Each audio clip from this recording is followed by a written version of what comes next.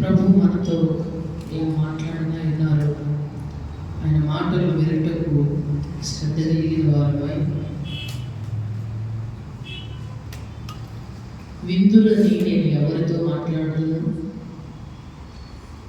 దేవుని మాటలు చాలామంది నిర్లక్ష్యపడుతూ ఆయన వాక్యాన్ని వినటలేదట. అందుకనే ఆయన మాటల మీద శ్రద్ధ పెట్టట్లేదట. విందులని నేను ఎవరితో మాట్లాడను. నా మాటలు పెడచేటట్టు పెట్టబడిన వారి తిరుగులాడుతూ ఉన్నారు. ఈరోజు దేవుని సన్నిధికి వచ్చిన మనము దేవుని వాక్యాన్ని శ్రద్ధగా విని ఈరోజు ప్రభు మనతో ఏం మాట్లాడనే ఉన్నాడు, ఏం మనతో మాట్లాడాలని ఇష్టపడుతున్నాడు, మాట్లాడుతున్నాడు, దాన్ని స్పష్టంగా గ్రహించినట్లు ప్రభు మనకు కృప చూపునుగాక. ఆమె దైవ గ్రంథంలో నుండి యోబు గ్రంథము 33వ అధ్యాయము 14వ వచనాన్ని చదువుతున్నాం. 33వ అధ్యాయం యోబు గ్రంథం 14వ వచనం. దేవుడు ఒక్క మారే పలుకును, రెండు మారులు పలుకును, అయితే మనుషులు దానిని కనిపెట్టరు. చాలు. దేవుడు ఒక్క మారే పలుకును, రెండు మారులు పలుకును, అయితే మనుషులు అది కనిపెట్టరు. దేవుడట ఒక్క మారే పలుకుతాడట. మహా అయితే రెండు మారులు పలుకుతాడట. అయితే మనుషులు దానిని కనిపెట్టరు. పదే పదే చెప్పుకుంటా పదే పదే దేవుడు మాట్లాడుతూ పోడట. దేవుడు ఒక్క మారే పలుకును. ఇంకా ఆ వ్యక్తి మీద ఆయన కృప ఎక్కువైతే, ఇంకా ఆ వ్యక్తి ఎడల ఆయన ప్రణాళిక ఇంకా ఉన్నతంగా ఉన్నట్లయితే అతనికి మరొక ఛాన్స్ దేవుడు ఇస్తాడట. రెండు మారులు పలుకుతాడు. ఆయన పలికిన విషయం మనుషులు అది కనిపెట్టాడు. ఒక్కసారి దేవుడు మాట్లాడతాడు. ఒక్క మారే దేవుడు మనతో మాట్లాడతాడు, లేదా రెండు మారులు ఆయన మనతో మాట్లాడతాడు. దానిని మనం కనిపెట్టగలిగే స్థితిలో మనం ఉండాలి. దేవుడు ఎలా మాట్లాడతాడు? దేవుడు ఏ రీతిగా ఒక వ్యక్తితో మాట్లాడతాడు? మనం పడుకున్నప్పుడు కలలో దేవుడు మాట్లాడతాడు. సాధారణంగా చాలా రకాలైన కళలు వస్తూ ఉంటాయి, కానీ అవన్నీ కూడా మరుసటి దినానికి మర్చిపోతాం. కానీ దేవుడు నీకు చూపించిన కళ ఏదైతే ఉందో, దేవుడు నీకు ఏదైతే మాట్లాడాలి అనుకున్నాడో అది నీకు తెల్లవారి జ్ఞాపకం వస్తుంది, జ్ఞాపకం ఉంటుంది. చాలా కళలు మన కళ్ళకు పడుకున్నప్పుడు అనేకమైన వస్తూ ఉంటాయి, కానీ దేవుడు తెలియచేయాలి అనుకున్న విషయం నీకు తెలియచేసినప్పుడు అది నీ గుండెలో ఒక ఆలోచన కలిగిస్తుంది, అది నీలో ఒక ఆలోచన కలిగిస్తుంది, అది నీకు జ్ఞాపకం ఉంటుంది. కళ ద్వారా దేవుడు మాట్లాడతాడు, లేదా దర్శనం ద్వారా దేవుడు మాట్లాడతాడు. దర్శనం అంటే ఏంటి? మనం మెలకువగానే ఉంటాం. నిద్రలో ఉన్నప్పుడు, నిద్రలోకి వెళ్ళినప్పుడు మనకు వచ్చేటువంటి దాన్ని కళ అని చెప్తాం. మనం మెలకువగానే ఉంటాం, కానీ సడన్గా దేవుని యొక్క ఆలోచన, దేవుని యొక్క గ్రహింపు, దేవుని యొక్క దర్శనం ప్రార్థనలో ఉన్నప్పుడు, దేవుని సన్నిధిలో కనిపెడుతున్నప్పుడు, లేదా నీ హృదయానికి నీ యొక్క మైండ్కు అలా ఒక్కసారిగా కడతది. ఆయన తన దర్శనం ద్వారా, కళ ద్వారా, తాను ఏర్పాటు చేసుకున్నటువంటి సేవకుల ద్వారా దేవుడు మనతో మాట్లాడతాడు. దైవ గ్రంథాన్ని చదువుతూ ఉన్నప్పుడు ఆ మాట దగ్గరికి రాగానే అది నీ కొరకే, అది నీ కొరకే, ఇది నీ కొరకే.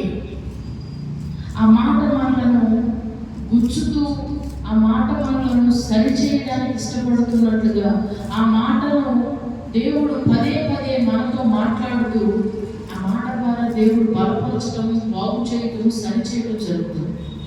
దేవుడు మనతో పలికేటువంటి మాటలు, లేదా దైవ సేవకుల ద్వారా, ప్రవక్తల ద్వారా దేవుడు మాట్లాడుతూ ఉంటాడు.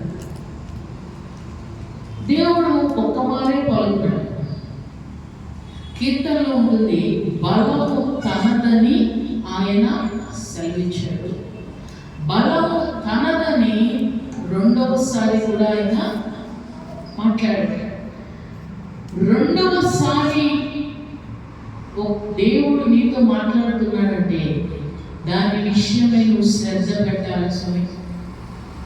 రెండవ మారు దేవుడు నీతో మాట్లాడుతున్నాడంటే దాని విషయమై నువ్వు ఆగాల్సిందే, ఆలోచించాల్సిందే.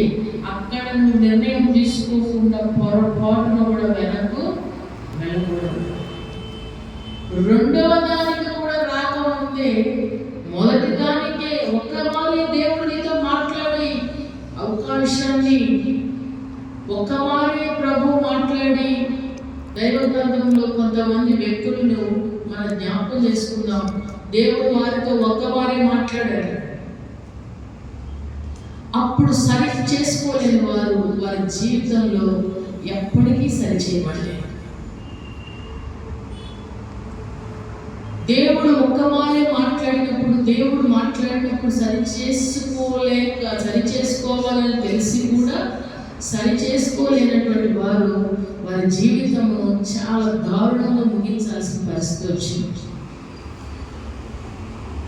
మీలో ఒకడు నన్ను అప్పగించబోతున్నాడు, మీలో ఒకడు నన్ను అప్పగించబోతున్నాడు, మీలో ఒకడు నన్ను అప్పగించబోతున్నాడు అని చెప్పినప్పుడు అప్పగించే వారికి తెలుసు, వాడు పుట్టి ఉండని ఎడల అతనికి మేలు అని చెప్పాడు. వాడు పుట్టి ఉండని ఎడల అతనికి మీలో ఒకడు నన్ను అప్పగించు. ఆయన బలలో చేయి వేయడానికి వచ్చి దేవుడు పలికిన మాటను, దేవుడు మాట్లాడిన మాటలో మీలో ఒకడు అనగా ఎవరు అప్పగించబోతున్నారో ఆ వ్యక్తికి తెలుసు కదా. నేనే అప్పగించబోయేది అని ఆ వ్యక్తికి తెలుసు. మీలో ఒకరిని అప్పగించబోతున్నాడు, వాడు పుట్టి ఉందని ఎడవడానికి మేలు అని చెప్పినప్పుడు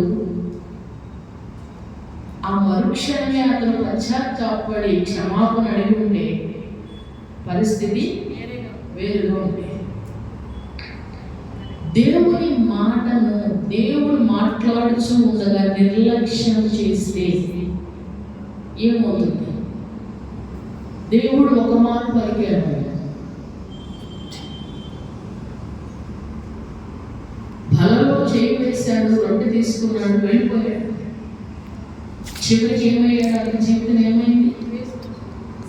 ఎవరికి దేనికి ఎందుకు పనికి రాకుండా ఉరివేసుకుని చనిపోయాడు. కారణం ఏంటి తెలుసా? దేవుడు మాట్లాడినప్పుడు కనిపెట్టలేదు.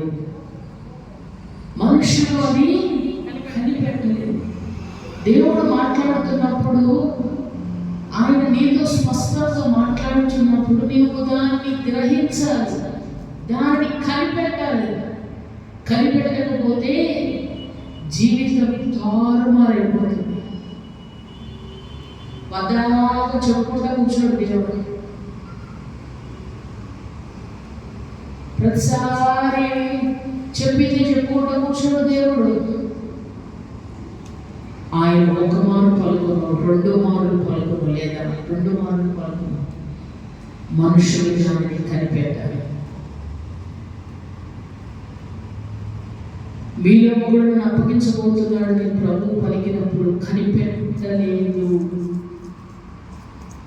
ఆ సంగతి అతను ఎరిగి ఉండి కూడా ఏమైంది,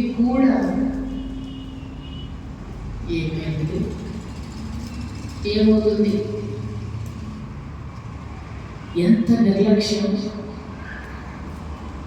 తన జీవితం ఈ భూమి మీద లేకుండా చివరికి ఉరి వేసుకుని నిత్య నరకానికి వెళ్ళిపోయాడు. ఒక ప్రవక్త ఉన్నాడు. ఆయన ఏదంటే జరిగేది.